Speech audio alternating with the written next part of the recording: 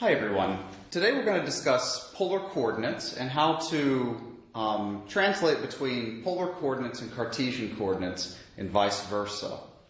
So let's recall how we set up the situation with polar coordinates.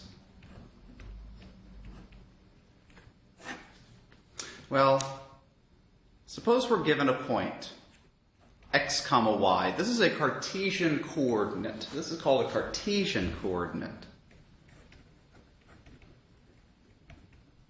We'll also use the word rectangular. It's either going to be called a Cartesian or a rectangular coordinate.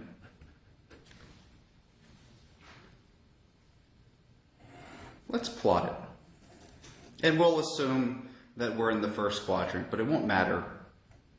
Here's my point, x comma y. Let's recall from middle school, I think, how to plot the point x comma y. This tells us that first we travel x units along the x-axis, and then we travel y units in the y direction. We go to the right by x units, we go up by y units to hit that coordinate x comma y. But I know what you're thinking. You say, well, I'm one line away from a nice right triangle, aren't I? Yeah. Now we're kind of conditioned to see these right triangles everywhere, I hope. So let's draw one more line, and ta-da, a right triangle has appeared, because this is, of course, a right angle, because the y direction and the x direction are perpendicular. Well, with this, let's say that this green line has an angle theta. It's inclined by an angle theta. And suppose the length of my green line here is instead r. Well, suppose you want to give somebody directions. Rather than telling them to walk x units in the x direction and y units in the y direction, you could instead tell them to get to the same point, to walk out a distance r, and then rotate an angle theta, or to walk at a distance r inclined at some angle theta, and you'll get to the same point. How do we move between them? Well, is there a relationship between theta, x, and r? And everybody by now says absolutely, right? We're now masters of trigonometry. So now we know that the cosine of theta is equal to the adjacent divided by the hypotenuse. Solving for x gives us that x is equal to r cosine of theta. What about the sine of theta? What's sine theta equal to? That's equal to the opposite divided by the hypotenuse, which is r. And so we have that y is equal to r times the sine of theta. And what's really nice, if you remember from doing trigonometry in the plane, these are exactly the same equations that we had for the definitions of sine of theta and cosine of theta from trigonometry in the plane. So this all kind of loops back, and we see this familiar friend once more. These are two really important equations that we're going to need to remember for polar coordinates. How about some other relationships? Do we have a relationship between r, x, and y? Sure, r is the hypotenuse of a certain right triangle, and I know that r squared is equal to x squared plus y squared. Moreover, what's the relationship between theta, y, and x? I know that the tangent of theta is equal to y divided by x. And these give two other equations that I need to know, and I have them grouped for a nice reason. In this box of equations, notice that r and theta are both on the right-hand side. So given r and theta, I can compute the x and y coordinate. So this box is used for converting from, if you're given a polar coordinate of the form r comma theta, we can convert from polar to Cartesian. Oh, and let me go back and say this. Sorry, I got ahead of myself, I suppose. This point xy can be identified. Remember our discussion with I can march r units inclined at some angle theta. So it encodes the same information as a coordinate r comma theta. Sorry about that. Let me go back and fix this. And this coordinate r comma theta is called a polar coordinate for that point. So once again, the information x comma y that tells you to march x units in the x direction, y units in the y direction, gets you to the same point as the polar coordinate r comma theta, where you march r units inclined at some angle theta. So back to this box, this left box down here. Given a polar coordinate r comma theta, we can then find the Cartesian coordinate x comma y. What about over in this box here on the right? Given x and y information, so that's Cartesian coordinate, I can use that to find the angles and the distance r. So given a Cartesian coordinate, I can find the corresponding polar coordinate. Let's see how to sketch these things and see how to convert between coordinates. Let's do an example. Let's talk about how to sketch, say, the point r comma theta equals 3 comma pi over 3. So I'm 3 units away from the origin. R tells you your distance from the origin. I'm 3 units from the origin. My theta is pi over 3, which means I have inclined an angle of pi over 3. So let me tell you how I sketch this. I'm going to march out 3 units, first and foremost, in the positive x direction. I'm going to march out 3 units in the positive x direction. This is now my distance r. Well, how do I want to angle my distance r? I want to angle it at an angle of pi over 3, right? So I now kind of want to sweep myself upward by an angle pi over 3. So I take this line and I rotate it upward. And this length is of course still 3. And that's how I sketch the point r comma theta equals 3 pi over 3. Let's do another example. How would we sketch r comma theta equals negative 3 comma negative 2 pi over 3? Well, I'm going to start and put my axes. Here, my r is negative. We allow r to be negative here because remember we defined r simply by r squared equal to x squared plus y squared. So r can be plus or minus. So let's talk about how to deal with it if we have a negative r. If you have negative r, you simply start off by marching in the negative x-axis 3 units. So I'm going to march negative 3 units, which means 3 units to the left. I'm going to start by marching 3 units to the left. And now I take this piece here, and I rotate it about the origin at an angle of negative 2 pi over 3. What direction is that? Is that a clockwise rotation or a counterclockwise rotation? It's clockwise, which means that I need to take this point and rotate it all the way around at an angle of 2 pi over 3. So here it is over here, and this length, of course, is still 3. So I take my little stick, think about a stick on the x-axis, and we just rotate it through an angle 2 pi over 3, but we have to do it clockwise. And here we go. This is my point, r comma theta. And what do you notice here? It looks like negative 3 comma negative 2 pi over 3 is the same as 3 comma pi over 3 as polar coordinates. How can we check that? How can we check that? It looks like they're the same, right? They look like they end up at the same spot. How can we check it? Let's convert the polar coordinate r comma theta equals to 3 comma pi over 3. Let's convert that to a Cartesian coordinate. And I'll abbreviate that, Cartesian coordinate. Well, I'm given r's and thetas. Do I have any equations that given r and theta I can find x and y? Sure, the equation I want to use is x equals r cosine theta and y equals r sine theta, right? Well, what's r and what's theta? I know that r is 3. Cosine of theta is pi over 3. So my x-coordinate is what?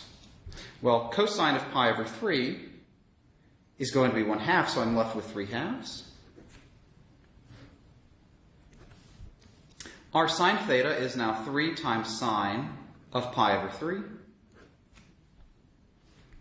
Sine of pi over 3 is root 3 over 2, so I'm left with root 3 times the square root of 3 divided by 2. But it's asking for a coordinate, so what's my final answer? My final answer is a coordinate, right? It's 3/2, comma, 3 times the square root of 3 over 2. And there's our answer. And let's just emphasize, this is a coordinate, x comma y. That's a Cartesian coordinate.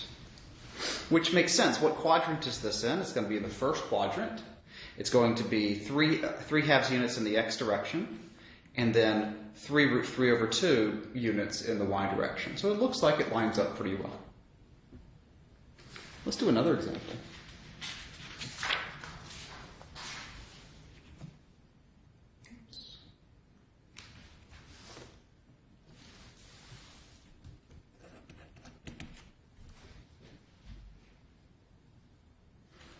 Let's convert r comma theta equals to -3, -2 pi over 3 to Cartesian coordinates.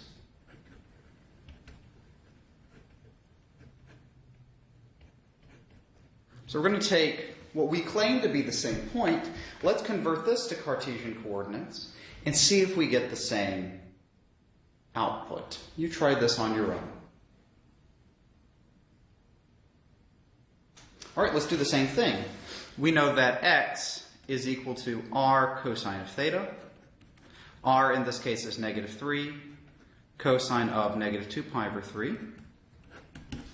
So we're left with -3 times, what's the cosine of -2 pi over 3? We know that that's going to be -1/2. -3 times -1/2 is back to 3/2. Oh boy. And y is equal to r times the sine of theta. So that's -3 sine of -2 pi over 3, which gives us -3. What's the sine of -2 pi over 3? That's root 3 over 2. Negative times a negative gives you positive. We're back to 3 root 3 over 2. And so once again, we have that this coordinate is equal to our familiar friend 3/2, comma, 3 root 3 over 2. They're the same point.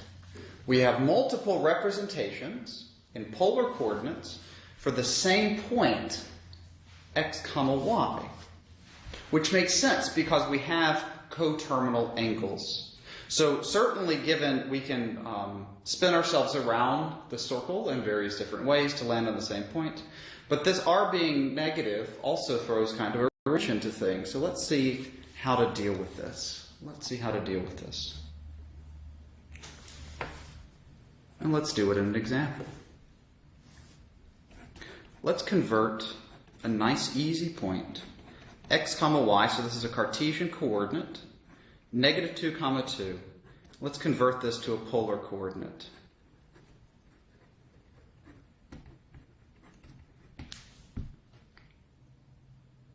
Well, do I have any equations that, given x and y, I can find r comma theta? Sure. I know that r squared is equal to x squared plus y squared. Yeah? So r squared is equal to 8. What does that mean that r is? R must be plus or minus the square root of 8. Or if you prefer, plus or minus 2 times the square root of 2. Remember, in this case, we're going to allow ourselves to have positive and negative values for r, so either one will be fine. And we'll see in both cases how we get it. What about the tangent of theta? Tangent of theta is equal to y over x. What's 2 divided by -2? It's -1. So we're going to get lots of different polar coordinates for this point. To do this, it's helpful to sketch the Cartesian coordinate first. I'm going to march 2 units to the left, 2 units up. Here's my point here, -2, 2. But let's think about how to get there. I want to get to this point here. Let's suppose we want r to be 2. Let's fix r to be 2. So it's going to be positive. Let's get a few different polar coordinates for this point. Well, how do I get to this point here? I want to march, 2√2. Let's let r equal 2 times the square root of 2. Sorry about that. So if r is 2 times the square root of 2, I want to march 2 times √2 units to the right, because it's positive. And now, how do I rotate to get this point? Well, the obvious one is going to be to rotate this amount. But what amount is this? Well, we know that the tangent of that angle theta better be -1. So what angle is this whose tangent is -1? That's 3 pi over 4, isn't it?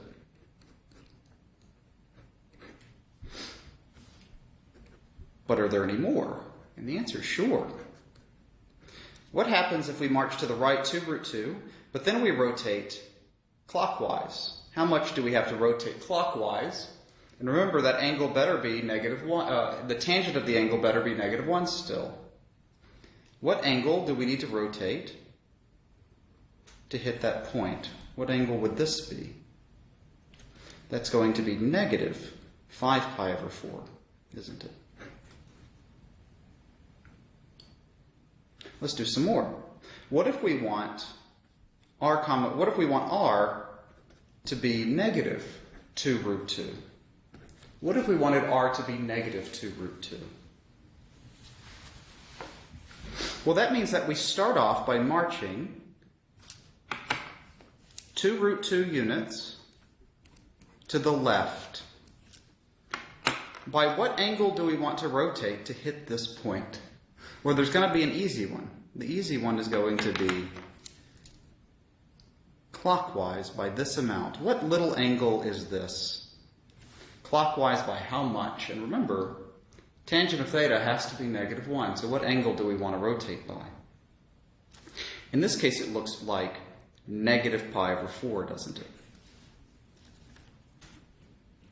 Let's do it one more way. We have -2√2, comma. What if we rotated counterclockwise? How much do we have to rotate from this point here all the way around to get to that point? That's that's a lie. I'm rotating counterclockwise, so it's positive. 7 pi over 4. Yeah? All right. Let's do some more examples.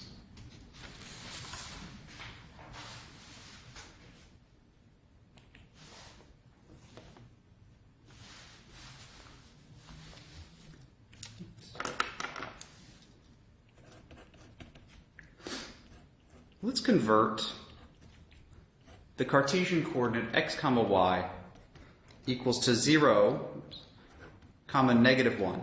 X comma y equals 0, -1. Let's convert this to a polar coordinate. I'm going to pause the video. Try to do this yourselves.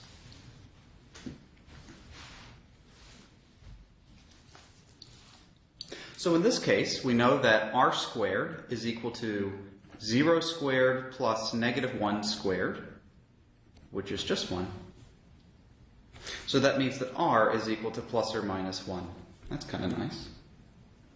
And we know that the tangent of theta is equal to -1 divided by 0, which makes everybody a little upset, right? What's the tangent of theta here? Well, it's undefined, isn't it? And now we're kind of stuck. What do we do if tangent of theta is undefined? We hit one of those pesky little asymptotes, haven't we? Let's draw a picture to help. I'm a big fan of pictures, even though I can't draw. Where is our point? 0, -1 is right here. Yeah, there's my point. So let's get a few candidates for r comma theta, given that point there. Well, suppose I want r to be positive 1. Means I march 1 unit to the right, 1 unit. How do I want to swing or rotate my point there to hit -1 or 0 comma -1 here? Well, one way is that we could rotate counterclockwise. How far do we have to rotate it counterclockwise? Keeping in mind that the tangent of that angle theta has to be undefined. So it's either have to be pi over 2 or 3 pi over 2 or some coterminal angle thereof. We want this to be 3 pi over 2, right? If we want to take this guy and rotate it all the way around there, counterclockwise. Another choice would be 1 comma what? We could rotate it clockwise by this amount. What's this amount here? That's negative pi over 2. Or, suppose you wanted to go the other way. Let's draw a new picture. Oops. Suppose we wanted r to be -1. Suppose r is -1. How do we hit the point 0 comma -1? Well, we march to the left by 1 unit, right? How now do we rotate to hit that point 0 comma -1? Well, I could rotate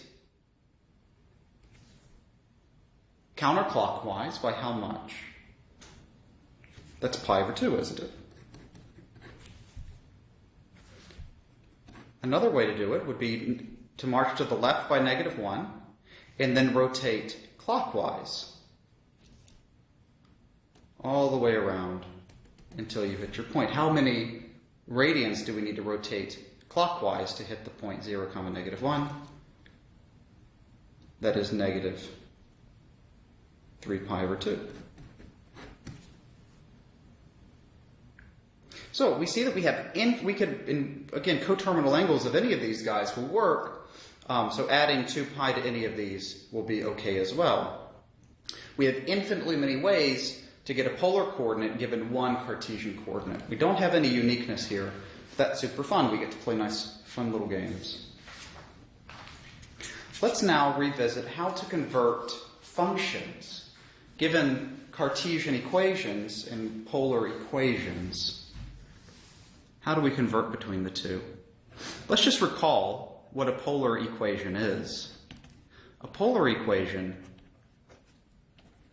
is any equation of the form r equals f of theta.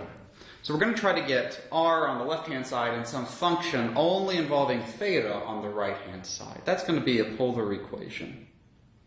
Let's see how we do that. Let's convert the Cartesian equation, 2x plus 3y equals 9, to a polar equation. And keep in mind, what is this object? We know that this is a straight line. We can find the slope and y-intercept and all of that as well. Let's just for now convert it to a polar equation. Well, do we have any fun relationships to change x in terms of r's and thetas and change y into something in terms of r's and thetas? Sure. To convert from a Cartesian equation to a polar equation, you simply need to use the two equations, x equals r cosine theta and y equal to r sine of theta. And you just plug them in. That's really all that you do. Let's see what we do. 2x becomes 2r cosine theta plus 3y becomes 3r times sine of theta equals to 9. A polar equation, we want to try to solve for r if we can. Can we solve for r? Sure, let's factor out r on the left-hand side. I see that I have a common factor. Here on the left, here's my two r's. I'm going to pull them out front. What's left over? I have 2 cosine theta plus 3 sine of theta equals to 9. How do we solve for r now? We divide. We get that r is equal to 9 divided by 2 times cosine of theta plus 3 times sine of theta. And there we go. Let's do another example.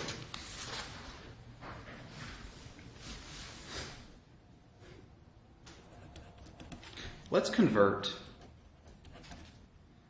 r equals to 2 sine theta to a Cartesian equation, a rectangular equation.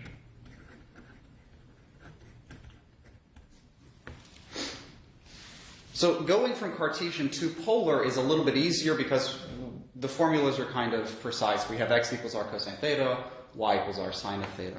Here we have to finesse ourselves a little bit more. So there's a little bit more algebraic manipulation whenever you want to go from polar to Cartesian.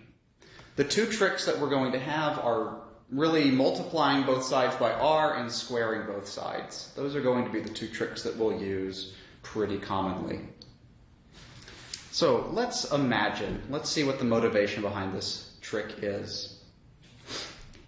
This sine theta, if it had r in front of it, I would know that r sine theta would be a Cartesian thing, y, right?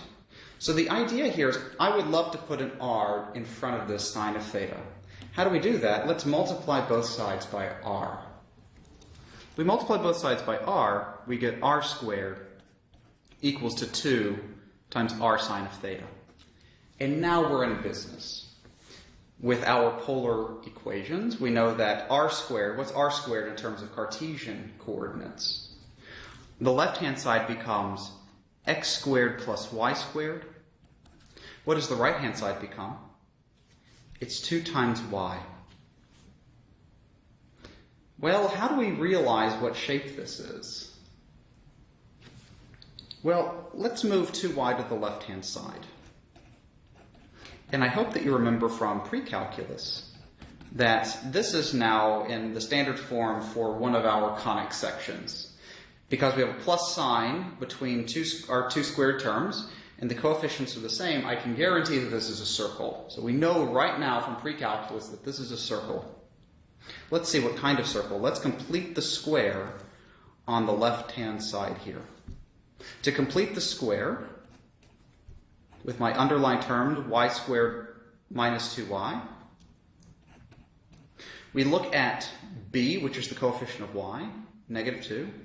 And the trick for completing the square is to take half of b, which is negative 1, square it, which is 1, and you add it and subtract it. That's how I do it anyway. So my y squared minus 2y, that just drags on down, but I added and subtracted something, which means I added 0, which is totally fine. We took half of b, which is negative 1, squared is 1, add it and subtract it.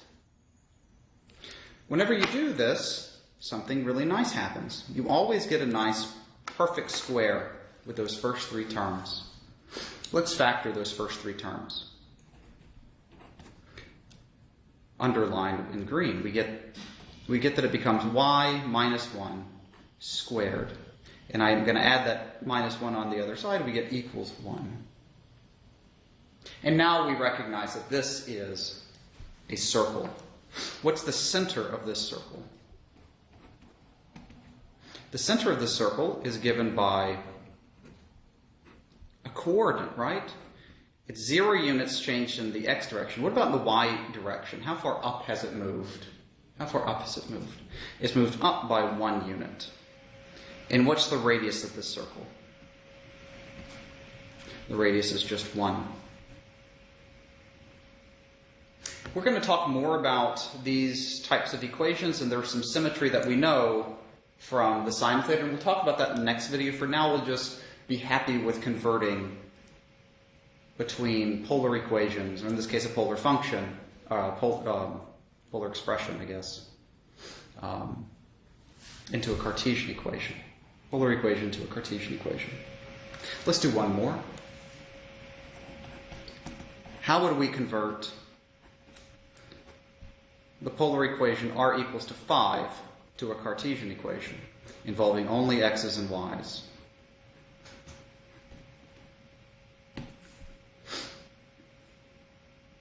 Well, if we wanted to multiply both sides by r again, we would have r squared, which is fine, equals to 5r. But then we don't know what to do with 5r, right? We only know that x is our sine theta and x is our cosine theta and y is our sine theta.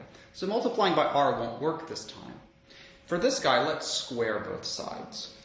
If we square both sides, we get that r squared is equal to 5 squared, which is 25. Now we're in business, right? What's r squared equal to? That is x squared plus y squared equals 25. And immediately we're done, because this is a nice equation of a circle, isn't it? I know this is another circle. The center of this circle, it's not offset by anything, so the center is now 0, 0. And what's my radius? Well, the radius is, it's x squared plus y squared is r squared, right? The radius is just that, number 5. And we'll talk about in the next video how to graph this and see that r equals 5 is in fact a circle centered at 0, 0 with radius 5. And we'll connect these equations back to the graphs as well. So, I hope that this helps. If you have any questions about converting coordinates and equations between polar and Cartesian and vice versa, feel free to reach out via email. I'm happy to help in any way that I can. We can also set up a time to Skype. And I look forward to seeing you in the next video. Thanks so much for watching.